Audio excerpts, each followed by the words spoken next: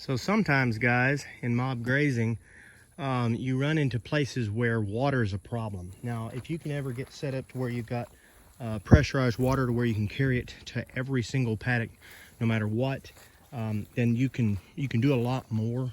But until you get there, for a lot of us, it can be a struggle in certain places. The only access to water we have in this specific spot is this pond right here. So as you can tell, we fenced them out, and as we come across, we've watered out of the pond. But now we've gotten to the end of the pond, and that's the last stretch that we can possibly water out of. They can get water right there. So what we've done is we've left up the last wire, cutting them out all the way up here. So now let me try to climb over here without getting shocked. So now what we're doing is we're working them up the hill.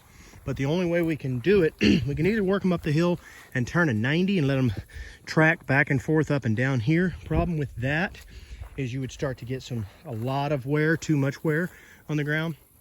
So for me, I've found the easiest way was just to take one wire, go up right there, and then we've set up paddocks there, all the way up, and we're just taking out the back wire and leaving it out. And that's the only back wire.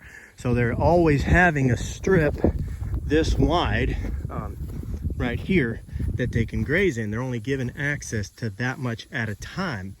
It's not quite as effective because they're not gonna put quite as much damage on the ground. A lot of times it's all you want.